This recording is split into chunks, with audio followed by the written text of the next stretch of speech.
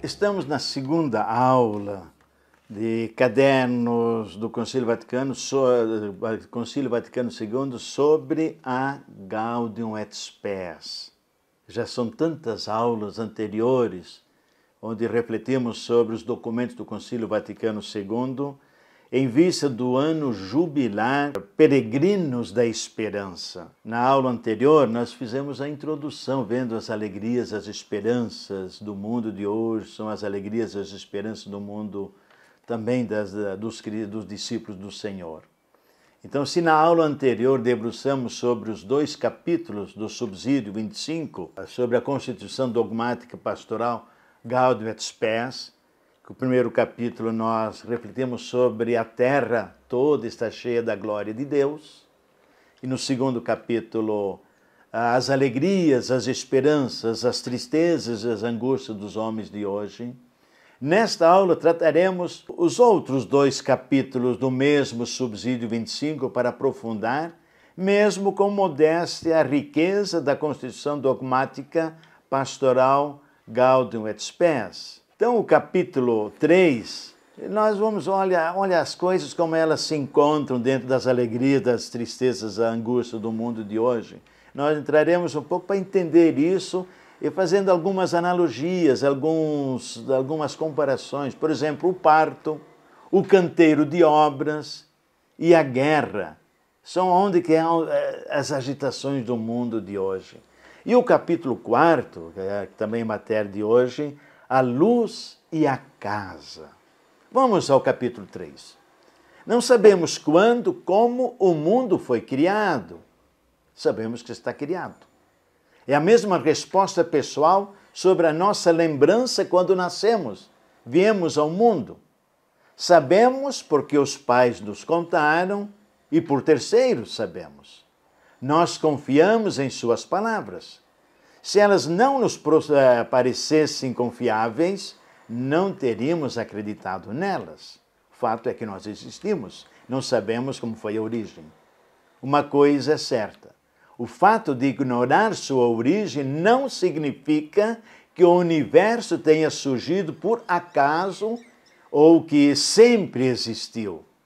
Assim como não posso concluir que surgi por acaso ou que sempre existi pelo fato de não ter sido testemunha ocular da minha origem. Os cristãos consideram credível o longo relato do Espírito Santo através da história de Israel e especialmente através da vida terrena do Filho de Deus, Jesus Cristo, o Salvador do mundo, uma narrativa preservada nas Escrituras Sagradas e transmitida de geração em geração pela Igreja. Esse relato nos diz que o poderoso amor de Deus criou todas as coisas e, portanto, tudo carrega as impressões digitais de sua beleza. O mundo criado é o teatro da história do gênero humano.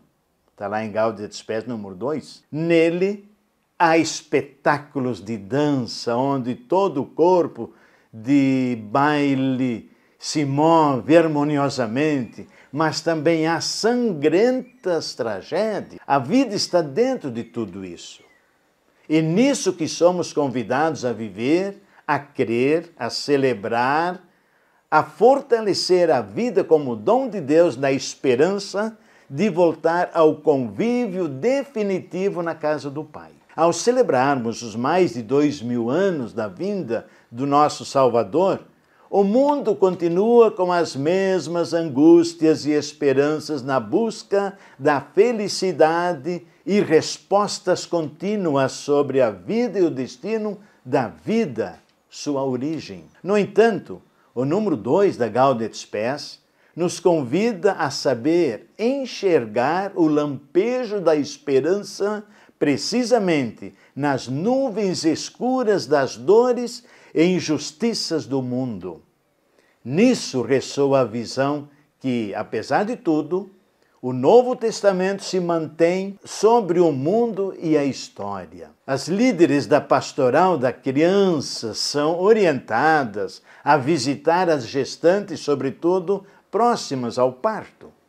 período de sensibilidade, de apreensão e até certa angústia, sofrimento da mulher que está para dar à luz. Jesus compara os sofrimentos dos discípulos que têm a missão de anunciar a boa nova, que serão rejeitados e tomados de sofrimento, a exemplo da mulher na hora do parto. Há sofrimento, muita expectativa, ânsia, dor, mas a certeza de acolher uma nova vida, a dor parece diluir e a alegria é imensurável, pois gerou uma nova vida.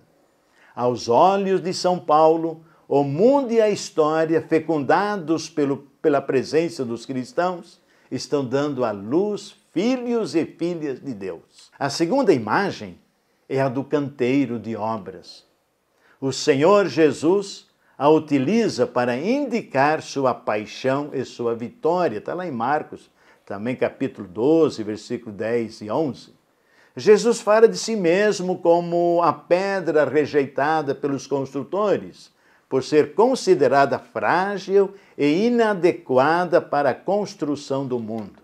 De fato, o Evangelho de Cristo é muito ingênuo e fraco aos olhos do mundo. Ama os inimigos, fazer o bem aos que nos odeiam, perdoar, compartilhar roupas e pão para com quem não tem, visitar os enfermos, os prisioneiros, acreditar que o Pai fornecerá o pão de cada dia, acreditar que a morte não é a última palavra sobre a existência, pois o Pai, fiel e poderoso, restaurará tudo e todos.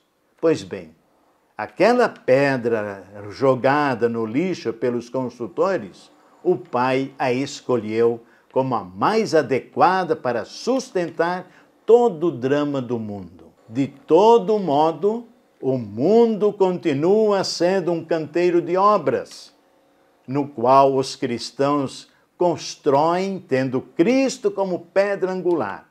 Portanto, aquilo que para o mundo é escândalo, agora nós percebemos que Deus otimiza esse resto, essa pedra rejeitada. Só se apoiando nele que o edifício cresce confiante, seguro, belo, capaz de garantir um lugar para todos e para sempre. Está lá em Efésios, capítulo 2, versículos 19 e 22. A terceira imagem é ainda mais dramática e ocupa grande parte do último livro das Sagradas Escrituras, o Apocalipse. Naquele texto, alternam-se cenas de paz e de batalhas sangrentas. As guerras são travadas em várias frentes: militar, econômica, religiosa e política. O mundo em guerras está distante de experimentar a paz e a justiça, sinais do reino de Deus.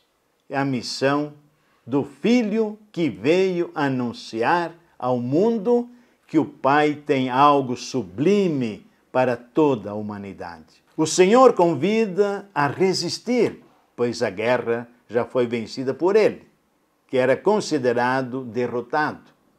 No entanto, é necessária a resistência da esperança, pois a guerra pode ter sido vencida, mas ainda não todas as batalhas. Angústia, dor, lágrimas, tudo serão removidos, mas não agora. Está lá em Apocalipse, capítulo 19, versículo 21. Com a justificativa do perigo e do medo, você quer desertar? Ou você aposta a sua única vida com quem sabe que venceu e vencerá? Pois bem, então agora vamos ao capítulo 4, a casa, a luz e a casa. E aí vamos entrar agora na esfera da compreensão para romper toda a dor e exaltar a alegria. A missão da igreja é contribuir para que a salvação do gênero humano seja efetivo. Onde ele está? Quem o sustenta? Convive no meio de quem? Como? A resposta encontramos no Evangelho e na Gaudium Spes.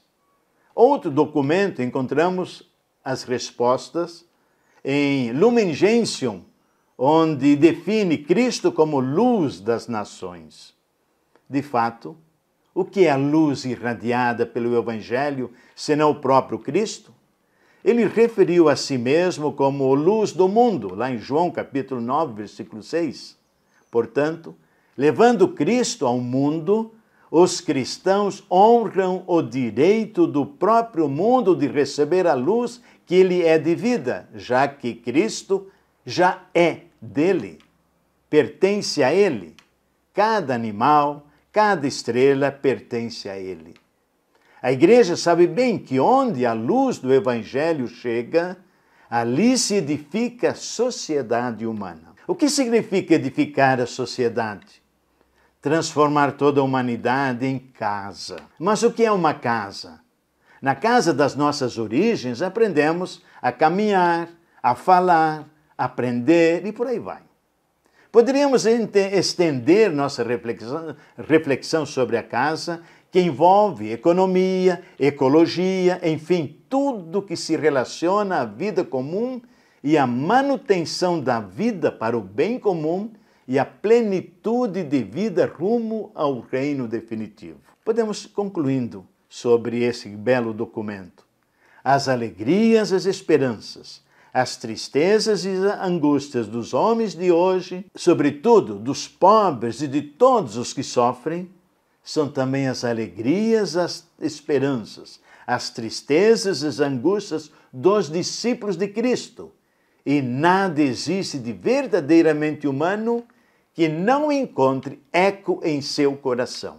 Com efeito, sua comunidade compõe-se de homens e mulheres que, reunidos em Cristo, são dirigidos pelo Espírito Santo em sua peregrinação para o reino do Pai e receberam a mensagem da salvação para comunicá-la a todos. Por tal motivo, ela se sente real, intimamente ligada ao gênero humano e à sua história.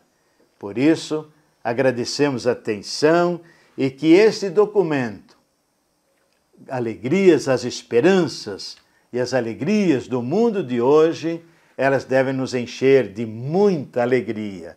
E a alegria provoca esperança. Assim teremos um mundo novo, um mundo mais feliz, um mundo mais fraterno.